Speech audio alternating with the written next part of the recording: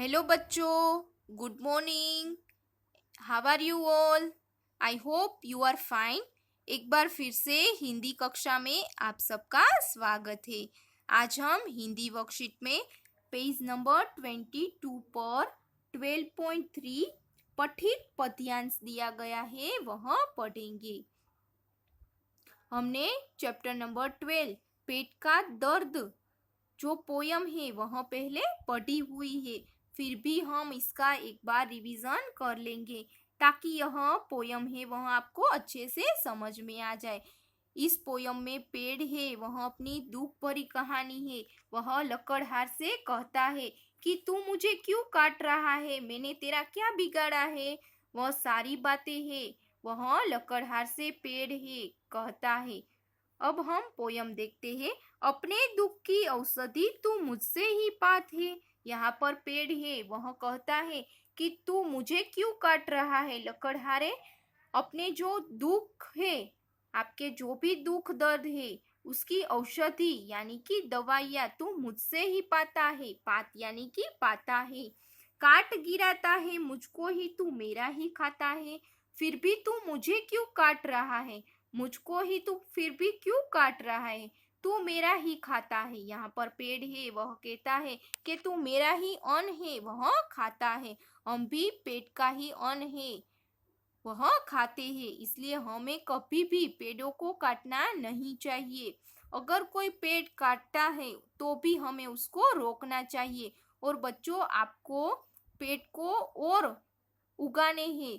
अगर आपसे बन सके तो और पेड़ उगाने हैं, उसको कभी भी काटने चाहिए नहीं। वर्षा नहीं देख पाएगा, अन्न उगा न पाएगा। वर्षा है, वह कभी नहीं तू देख पाएगा। अगर मैं रहूंगा ही नहीं, पेट कहता है कि मैं रहूंगा ही नहीं, तो वर्षा होगी ही नहीं। तू वर्षा कभी देख ही नहीं पाएगा, अन्न उगा न पाएगा, कभी तू अन्न उगा ही नहीं पाएगा। हम पेट का ही खाते हैं। अगर पेड़ ही नहीं होगा तो देखो हमारा क्या होगा। हम जीवित कभी रह पाएंगे? कभी नहीं रह पाएंगे। इसलिए हमें कभी पेड़ों को काटना चाहिए नहीं। उसको जितना हो सके उतना बचाना चाहिए, पर काटना चाहिए नहीं। वसुधा ऊषर बन जाएगी, फिर बतला क्या खाएगा। वसुधा यानी कि पृथ्वी, हमारी जो धरती माता है। यहाँ पर ऊपर दिया गया है, तो आपको ऊसर लिखना है, प की जगह स लिखना है। ओके। वसुधा यानी कि पृथ्वी है, वह ऊसर यानी कि बंजर बन जाएगी। फिर बतला क्या खाएगा, फिर तू बता कि क्या तू खाएगा। अगर पेड़ ही नहीं होगा तो कुछ उगेगा ही नहीं, तो हम खाएंगे क्या। इसलिए पेड़ कहता है कि हे लकड़हारे, तू मुझे मत काट, मैंने तेरा क्या बिगाड़ा है ऐसा, इसलिए तू मुझे मत काट। यहाँ पर पेड़ अपनी कहानी है दर्द भरी, वह सुनाता है। अब हम इसके नीचे जो क्वेश्चन दिए गए हैं उसके आंसर देखेंगे। दिए गए पद्यांश के आधार पर पूछे गए प्रश्नों के उत्तर लिखिए। उसमें फर्स्ट वन, यहाँ कौन किससे कह रहा है। यहाँ पर कौन है, वह किससे कह रहा है। कौन कौन बातचीत कर रहा है बच्चों, आपको पता ही होगा। इसका उत्तर यह है कि यहाँ पर पेड़ लकड़हार से कह रहा है। पेड़ है, वह लकड़हार से कह रहा है। दूसरा क्वेश्चन, हम पेड़ों से अपने हर दुख की दवाई कैसे पाते हैं।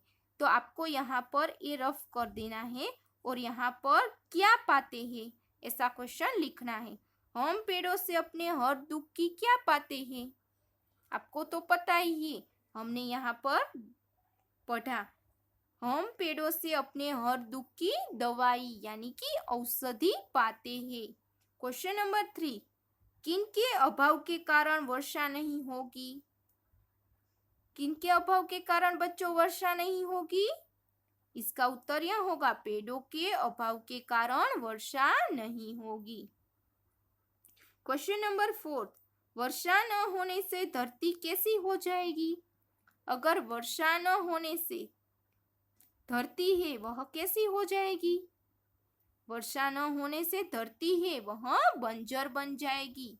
क्वेश्चन नंबर इसके नीचे का, दिए गए काव्यों में से समानार्थक यानी कि समानार्थी शब्द चुनकर लिखना है। हमें यहाँ पर काव्यों में से ढूंढकर जो समानार्थी शब्द है यहाँ पर लिखने हैं। दवाई शब्द का समानार्थी शब्द क्या होगा? औषधि। बारिश शब्द का समानार्थी शब्द वर्षा। फिर अनाज शब्द का समानार्थी शब्द अन्न। अब हम 12.4 पठित पद्यांश से वह पढ़ेंगे। यहाँ भी पेड़ है, वह अपनी दुख भरी कहानी आगे सुनाता है और यहाँ पर उसका एक पद्यांश दिया गया है। सूरज से प्रकाश लेकर खाना स्वयं पकाता हूँ। यहाँ पर पेड़ है, वह कहता है कि मैं तो सूरज से प्रकाश ले लेकर मैं खाना है वह स्वयं पकाता हूँ। पेट के ऊपर क्या उगता है? अन्न उगता है, तो इसलिए हम कुछ खा पाते हैं, वरना पेड़ ही नहीं होगे तो हम क्या खाएंगे। इसलिए सूरज से प्रकाश लेता हूँ और मैं खाना है वह स्वयं पकाता हूँ। फिर भी ये लकड़हारे तू मुझे क्यों काट रहा है? ऐसा यहाँ पर पेड़ अपनी दुख भरी कहानी हमें सुनाता है।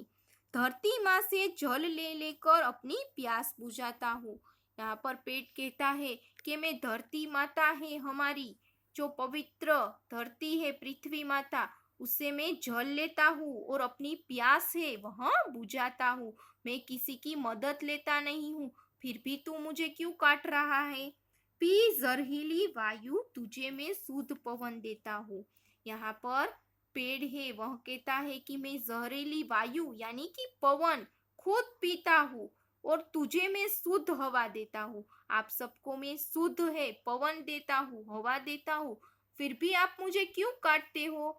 आपको भी बच्चों कभी भी पेड़ को काटना चाहिए नहीं, क्योंकि पेड़ में भी जीव होता है, वह भी सुख दुख है वह महसूस कर सकते हैं, वह भी श्वास लेते हैं, वह भी एक जीव है। इसलिए कभी भी पेड़ों को हमें काटना नहीं चाहिए। अगर कोई काटता है तो उसको भी रोकना होगा आपको। ओके। शीतल छाया देकर तेरा हर दुख हर लेता हूँ। मैं आपको क्या करता हूँ? शीतल यानी कि ठंडी ठंडी छाया है वह देता हूँ और आपके हर दुख है उसको मैं दूर कर देता हूँ यानी कि हर लेता हूँ। ऐसा पेट कहता है। हम कभी भी चलकर कहीं पर जाते हैं तो थक जाते हैं, तो शीतल छाया ठंडी छाया ढूंढते हैं और पेड़ के नीचे बैठ जाते हैं ना बच्चों, तो हमें पेड़ है वह कितनी ठंडी ठंडी छाया देता है। इसलिए हमें कभी भी पेड़ों को काटना नहीं चाहिए। दिए गए पद्यांश के आधार पर पूछे गए प्रश्नों के उत्तर लिखिए। अब क्वेश्चन नंबर फर्स्ट, सूरज से प्रकाश कौन लेता है? सूरज से प्रकाश कौन लेता है? सूरज से प्रकाश पेड़ लेता है। क्वेश्चन नंबर 2, धरती माँ से जल ले लेकर किसने कहा? यह वाक्य कौन कहता है? धरती माँ से जल ले लेकर यह वाक्य पेड़ कहता है। क्वेश्चन नंबर 3, हमें शुद्ध हवा कौन देता है? हमें शुद्ध हवा कौन देता है बच्चों? हमें शुद्ध हवा पेड़ देता है। क्वेश्चन नंबर 4, विलोम शब्द लिखो। यहाँ पर विलोम शब्द हमें लिखने हैं। अंधकार का विलोम शब्द क्या होगा? प्रकाश। दुख का विलोम शब्द सुख का विलोम शब्द दुख। क्वेश्चन नंबर 5, ठंडा का यहाँ पर अ दिया गया तो आपको स कर देना है। ठंडा का समानार्थी शब्द लिखिए। ठंडा का समानार्थी शब्द क्या होगा? शीतल। अब इसके नीचे फर्स्ट क्वेश्चन देखेंगे, पेड़ों की हमारे जीवन में क्या उपयोगिता है? पेड़ों की आपके जीवन में बच्चों क्या उपयोगिता है? पेड़ आपको क्यों काम आते हैं? इसका आपका क्या उपयोगिता है आपके जीवन में? उसके बारे में आपको 3-4 लाइन होमवर्क में आपकी नोट में लिखनी है। ओके। क्वेश्चन नंबर 2, पेड़ न होने से कौन कौन से प्रदूषण होते हैं? अगर पेड़ ही नहीं होंगे तो कौन कौन से प्रदूषण होंगे? तो उसके बारे में आपको लिखना है। वह उन्हें कैसे रोकेंगे और आप उसको कैसे रोकेंगे, उसके बारे में आपको 3-4 लाइन्स लिखनी है आपकी नोटबुक में।